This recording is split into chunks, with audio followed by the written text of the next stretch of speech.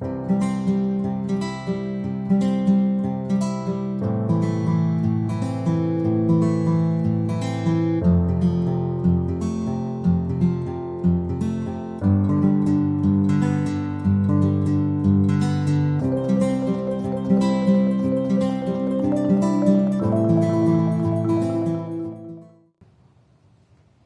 I wish to start with a poem by Maya Angelou, and it's called Amazing Peace. It was written years ago, and it's a beautiful Christmas poem. Thunder rumbles in the mountain passes, and lightning rattles the eaves of our houses. Floodwaters await in our avenues. The earth quivers and swallows entire villages. Snow falls upon snow to avalanche. Over unprotected hamlets, the sky slips low and gray and threatening. We question ourselves. What have we done to affront nature? We interrogate and worry God. Are you there? Are you really there? Does the covenant you made with us still hold? Into this climate of fear and apprehension, Christmas enters. Streaming lights of joy, ringing bells of hope, singing carols of forgiveness high up in the bright air. The world is encouraged to come away from ransom, to come the way of friendship. It is the glad season. Thunder ebbs to silence and lightning sleeps quietly in the corner. Floodwaters recede into a memory. The quiet earth reminds us of peace. Snow becomes a yielding cushion to aid us as we make our way to higher ground. Hope is born again in the faces of children. It rides on the shoulders of our aged as they walk into their sunsets. Hope spreads around the earth, brightening all things, even hate, which crouches, breathing in dark corridors. In our joy, we think we hear a whisper. At first, it's too soft, then only half heard. We listen carefully as it gathers strength. We hear a sweetness, a word. The word is peace. It is loud now, louder than the explosion of bombs. We tremble at the sound. We are thrilled by its presence. It is what we have hungered for. Peace. Not just the absence of war, but true peace, a harmony of spirit, a comfort of courtesies, security for our beloveds and their beloveds. It is Christmas time, a glad season. We clap hands and welcome the peace of Christmas. We beckon this good season to await a while with us. We Baptists, Buddhists, Methodists, and Muslims say, come, peace. Peace. Come fill us and our world with your majesty, we the Jew and the Jainist, the Catholic and the Confucian. We implore you to stay with us a while. Peace.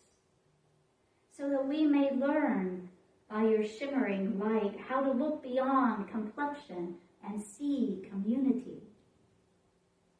It is Christmas time, a halting of hate time. On this platform of peace, we create a language to translate ourselves to ourselves and to each other. At this holy instant, we celebrate the birth of Jesus Christ into the great religions of the world. We jubilant in the precious advent of trust. We shout with glorious tongues the coming of hope. All the earth's tribes loosen their voices to celebrate the promise of peace. We angels and mortals, believers and non-believers, look heavenward and speak the word aloud, peace. We look at our world and speak the word aloud, peace. We look at each other and into ourselves, and without shyness or apology or hesitation, we speak, peace, my brothers, peace, my sisters, peace, my soul, peace. Can't think of a better way to start Christmas than with peace in our soul, peace between brothers, peace between sisters. So we're gathered here today in this beautiful chapel, safe and sacred space, or at home in the comfort and warmth of our homes. Presents have been shared with family and friends. We're enjoying what we have been practicing for the weeks, those gifts of Advent, and saying and greeting with holiday cheer for everyone, the clerks in the grocery, the tellers at the banks, the cashiers wherever we may have been shopping, the attendants where we stop for fuel. It's a time of spreading warm wishes one to another and cheer of the many holidays that are celebrated in this final month of our calendar year. In these freezing days, we may have found ourselves sharing the warmth of our home with those who may not have heat, or extra generosity with those who may not have homes. And we have given our all in preparation for this day. Now Christmas has arrived, and what is left to give? We've spent it all. But right now, on this Christmas day, is the time that we have the spaciousness to give of ourself, from our heart, deep within our heart, to give ourselves these gifts of Advent that we've been talking about for weeks now, to gift ourselves the faith, the peace, the love, and the joy. And as we've taken those gifts in over the weeks, we're filled now to the brim, and we are able to share those gifts with our world. Not because they miraculously show up, but instead because we have placed our focus on those gifts of Advent, that we have set our intention to be those gifts. Those gifts have become our practice. And now we give from our heart the story of Christmas that we pass generation after generation after generation. We give the Christ consciousness to our world. We give that to every moment. And today, I want you to affirm with me, today I give all of myself to the world. Will you say that? Today I give all of myself to the world. Not holding back, not saving it for another day, but giving it so that we allow that law of circulation to bring more of those gifts to us. This story of Christmas hasn't changed. It hasn't changed in thousands of years. Mary, pure of heart, gives birth to the Christ child. Joseph, practical, supports and honors Mary on this journey with grace and dignity. Story hasn't changed. We tell it year after year after year, yet it's us that are changed by the story. It is us that are changed every time we hear this story of great love. Hopefully, with each telling of the story, we grow a little deeper in our relationship with our God. Hopefully, with every telling of the story, we expand and deepen our understanding of who we are. because we are that Christ child. It is us that's born on Christmas morning.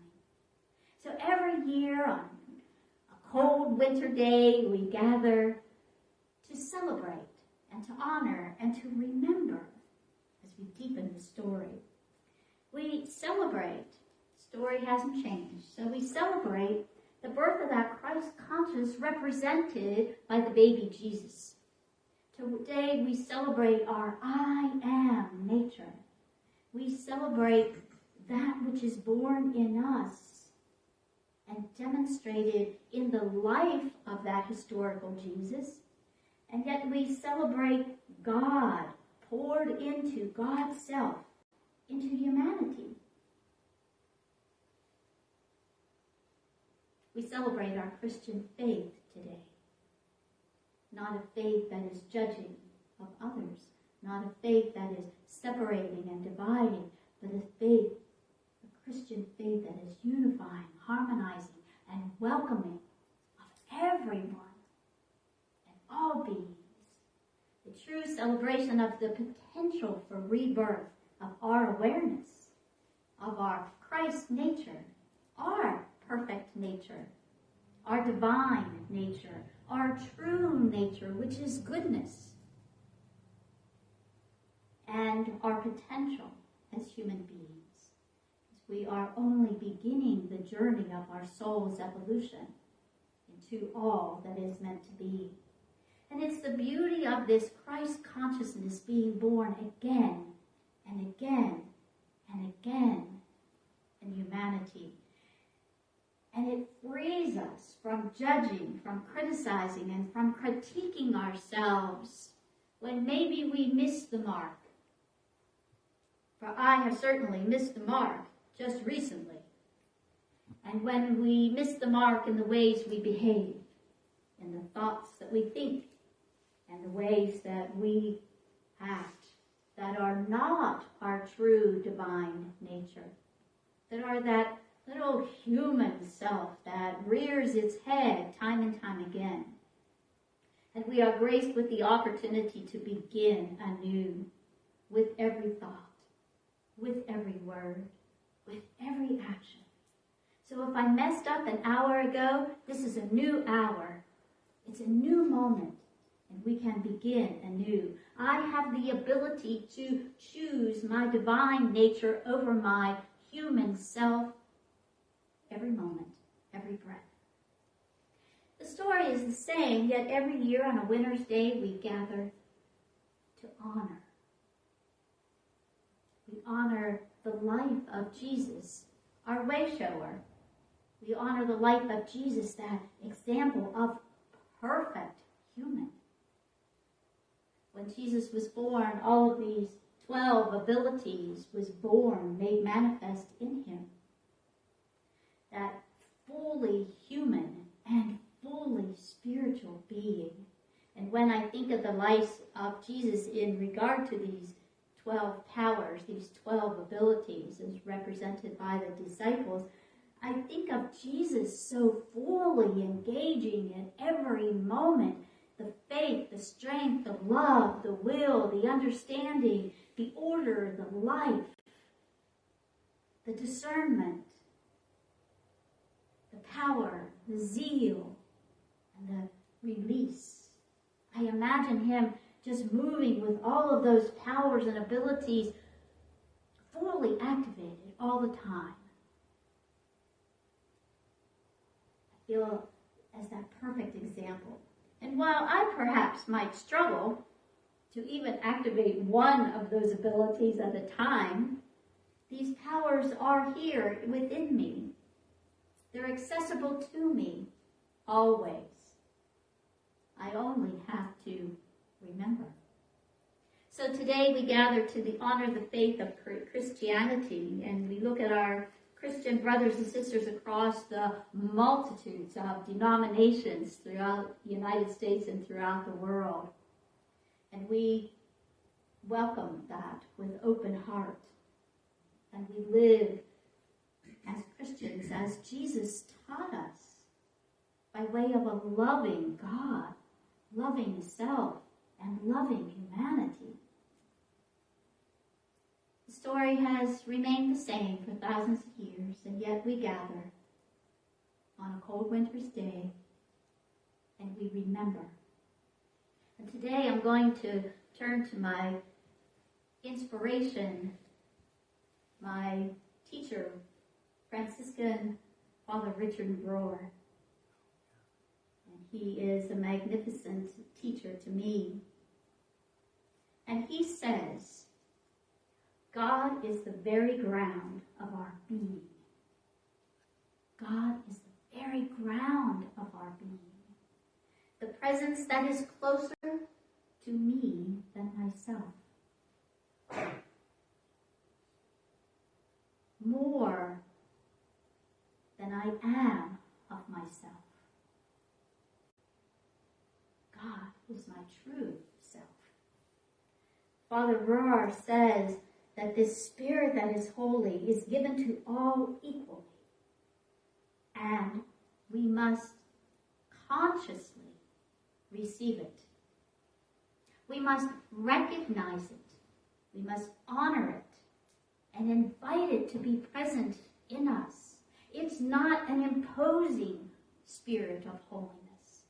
It is there, present in everyone here in equal measure. In all of humanity. That person that pushes your last button, oh yes, that presence, that being of God is in them as fully as it is in you. In those that we disdain, that presence of God is fully in them as it is fully in you. Wow. Can God really love me and them? Absolutely. It's me. It's my humanness that sets the separation. So when we remember that we are that God, that foundation of our being, Father Richard Rohr says that when we remember that, we are more empathetic, that we are more forgiving. And I would add that we are more generous. We are more open. We are more free. Father Rohr says that we are more loving. When we remember that God is the ground of our being. Hold that for true for everyone. So today we remember the story of Jesus' birth is not a story about Jesus alone. It's a story about all of humanity, every single being. Jesus wasn't the exception. Jesus was the example of how we can live in our Christ consciousness, how we can live engaging, honoring, inviting, and living that divine of us. Jesus was our example. Father Rohr goes on to say something more, that when we are invited to remember today that we are made in love, that we are made for love, that we are made unto love. And it's out of love that we act when we remember. It's through love that we show up when we remember. He says that this deeper yes, that God in me is already loving God through me. God in me is already loving God through me. Hold that as an affirmation. These are beautiful words that call us to remember a lot. Now, on the first Sunday of Advent, I shared with you the words of a song written by my friend, Unity minister, Michael Goff. Do you remember? No, that's okay. I remember. The song has become my theme for this season of Advent, for this time of Christmas. And in the song he says, one hope, one heart, one life, one light. And on this day, we remember that the babe that was born and the gift that came. And on this day, we remember that heaven's gift still remains so bright, so clear, so true, because that light is here in you. You are the one hope. You are the one heart. You are the one love. You are the one light. So as you make your way through the festivities of this day or the rest of this day, however you spend this Christmas day, carry that with you. Carry the gifts of the season and remember that you are indeed that love and you indeed are that